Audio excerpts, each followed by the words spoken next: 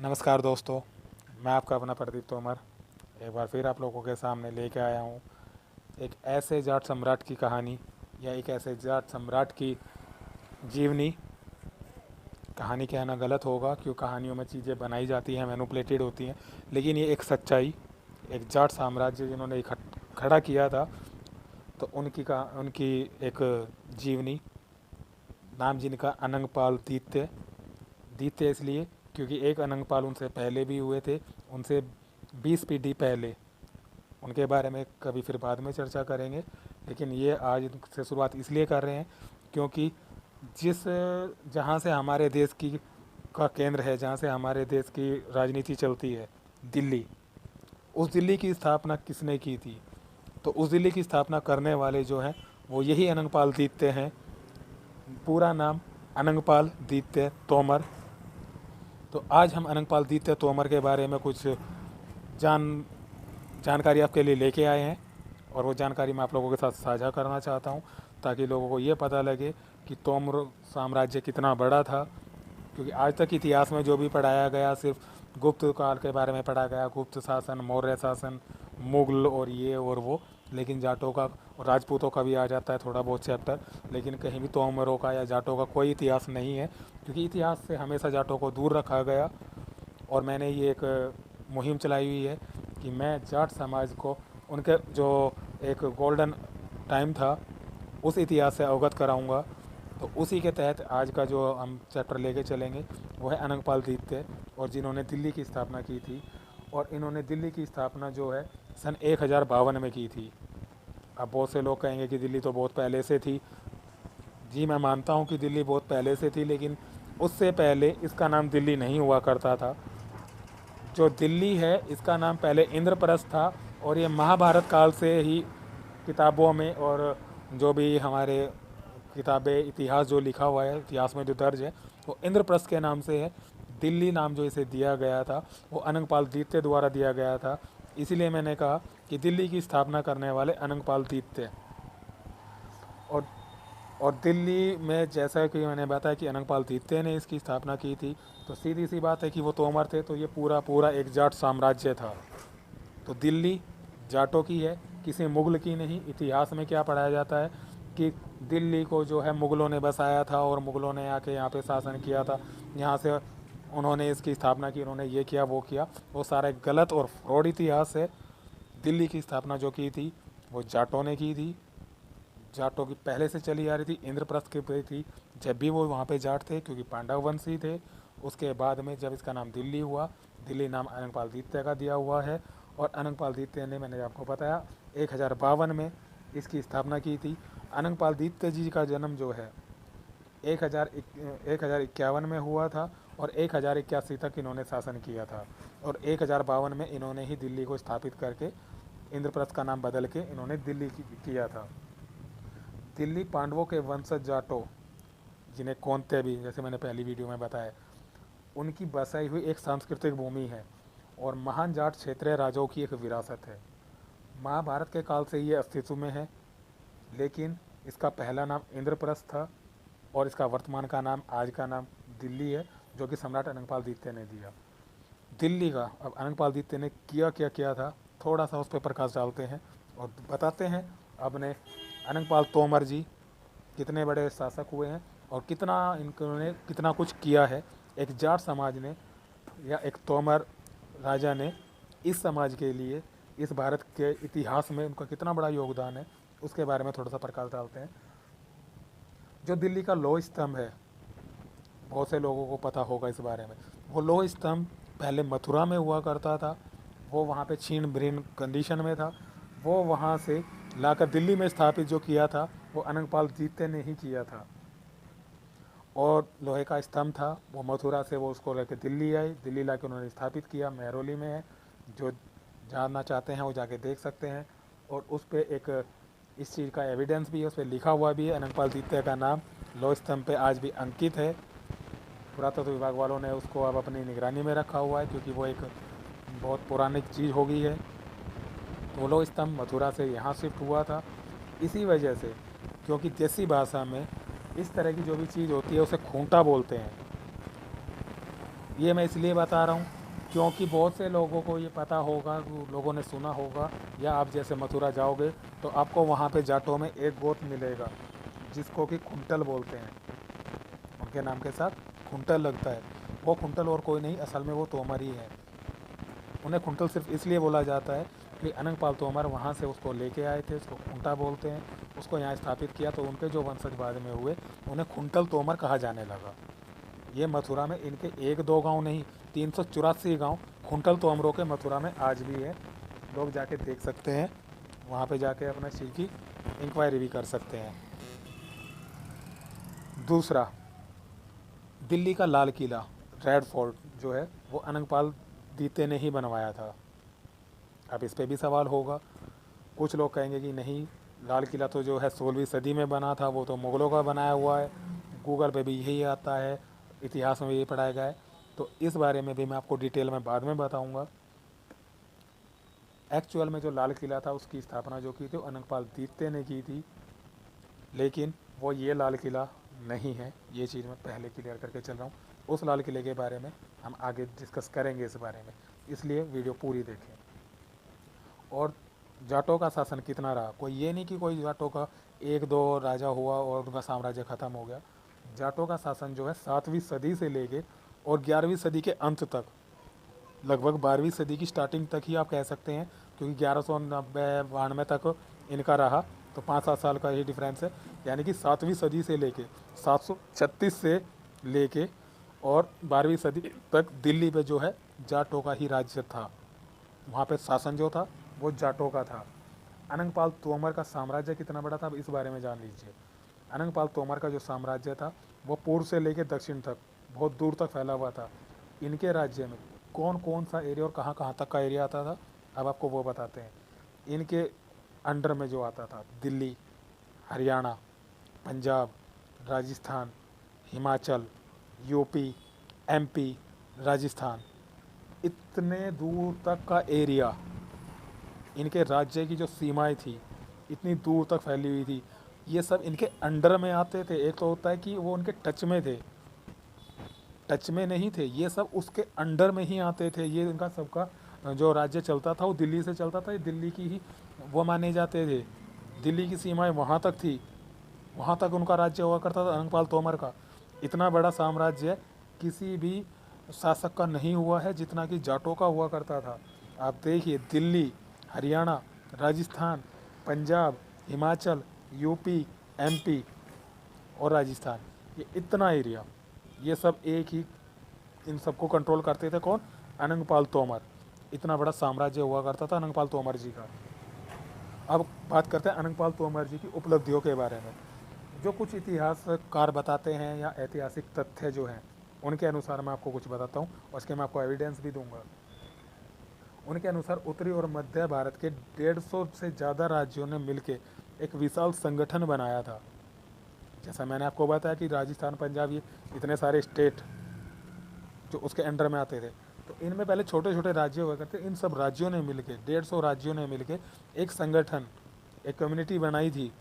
और उन सब के जो हेड थे वो अनंगपाल तोमर थे, और उन सब ने एक प्रण लिया था कि हम सब अपने देश की संस्कृति और धर्म की रक्षा के लिए एकजुट रहेंगे।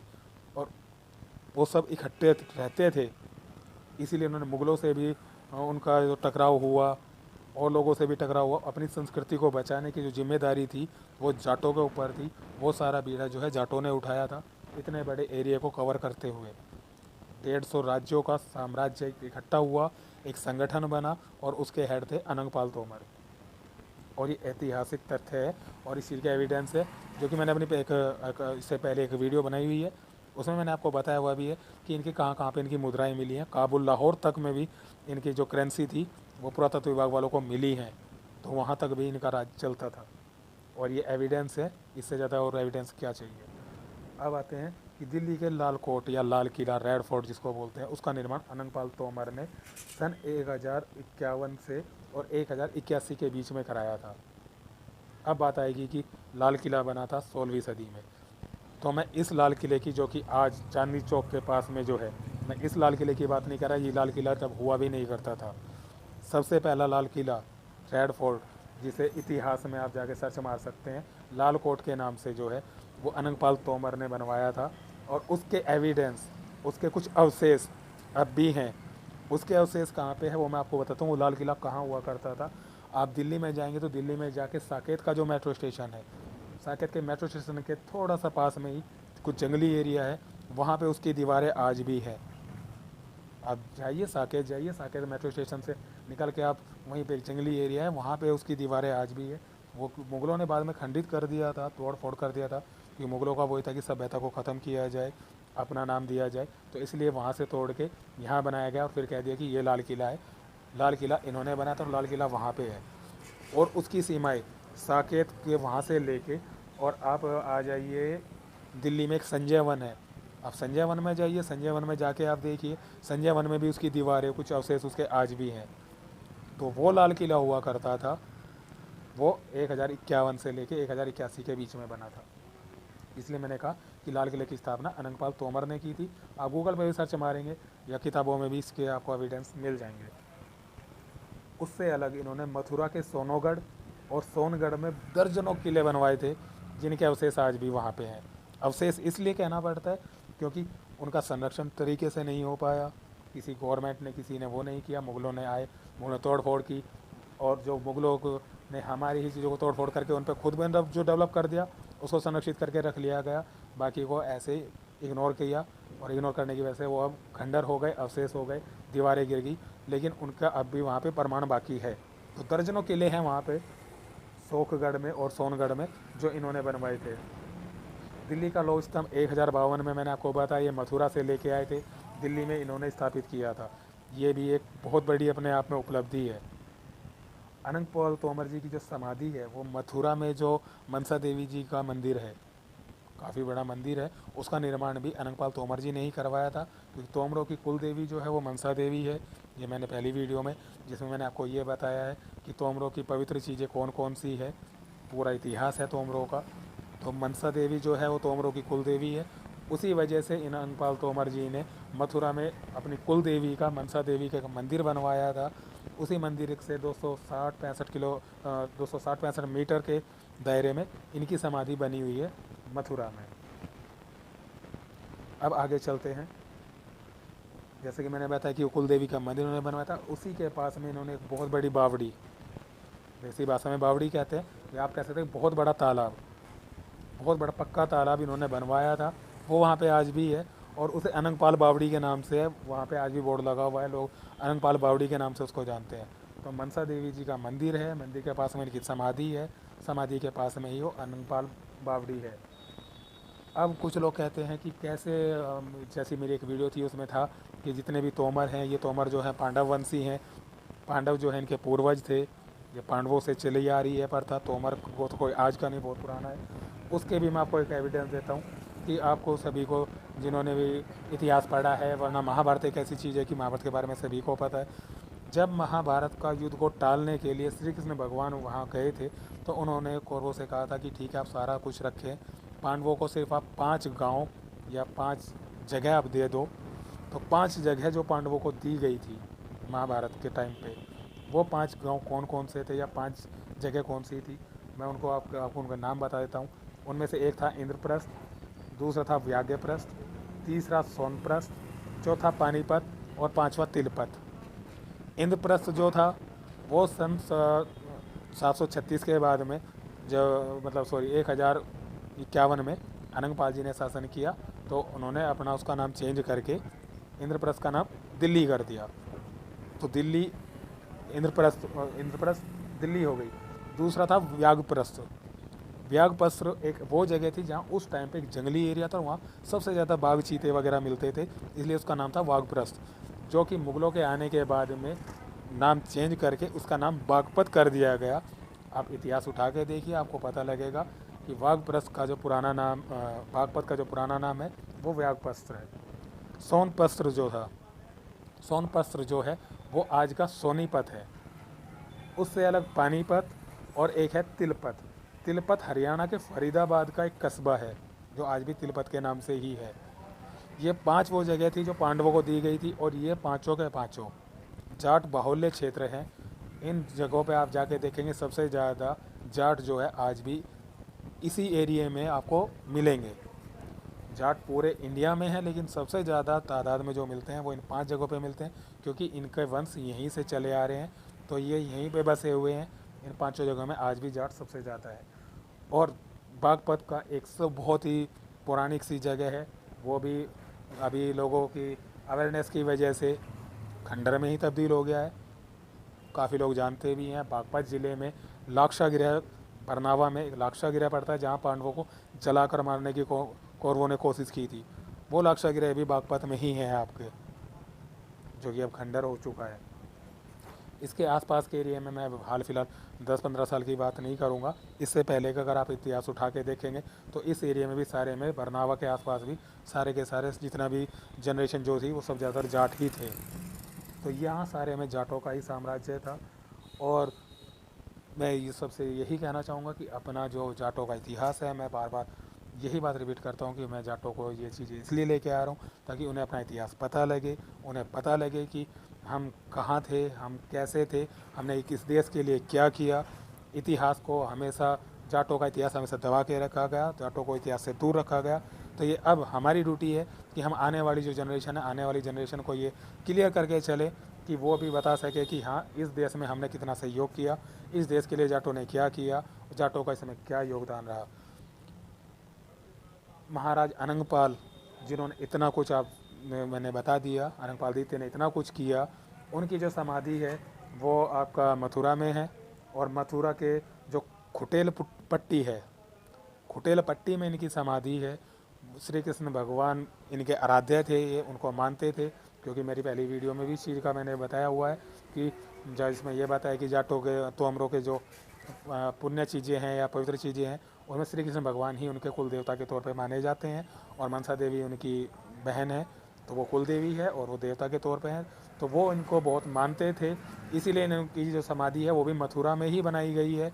और मेरा सभी से ये रिक्वेस्ट है कि जो भी जाट समाज से जुड़े लोग मथुरा जाते हैं श्री कृष्ण भगवान के दर्शन करने, वृंदावन मथुरा जाते हैं, उनके दर्शन करने के बाद हमारे जो पूर्वज हैं अनंगपाल द्वितीय, इनकी समाधि पे भी जाएं, वहाँ पे जाके देखें, वहाँ पे जाके नमन करें। और मेरी इस वीडियो से अगर आपको कुछ अच्छा लगा हो तो मेरी हाथ जोड़ के सभी से ये रिक्वेस्ट है कि ये सब इतिहास जो है अपने बच्चों को बताएं। बच्चे आजकल इंटरनेट की दुनिया में पता नहीं क्या क्या चीज़ें देखते हैं, क्या क्या चीज़ें सीखते हैं, बच्चों को सही गाइडेंस नहीं मिल पा रहा है। तो उन्हें ये चीज़ें बताई जाएँ कि आप इन चीज़ों का इतिहास पढ़ो, इन चीज़ों को देखो, अपने आने वाली जनरेशन को अपने इतिहास से आप अवगत कराएं, जाट समाज अवगत कराएं, अपने जो हमारे इतने महान योद्धा हुए हैं उनके बारे में बताया जाए, और उन सबको जो उनका सम्मान होना चाहिए उनका वो सम्मान मिले। मैंने ये एक मुहिम चलाई है सोशल मीडिया के थ्रू भी, और उससे अलग ऑफलाइन होकर भी मैं जितना मुझे नॉलेज मिलती है मैं कोशिश करता हूँ कि मैं ज़्यादा जाट समाज को बता सकूँ। तो आप लोगों से फिर एक बार हाथ जोड़ के निवेदन है कि इस बात को आप अपने बच्चों को ज़्यादा से ज़्यादा बताएं, और उससे अलग भी जिन लोगों से मिले उन तक मेरी ये बात पहुँचाएँ। और अगर मेरे से कहीं कोई त्रुटि हुई हो, कोई गलती हुई हो, तो उसके लिए मैं आपसे माफ़ी चाहूँगा। धन्यवाद।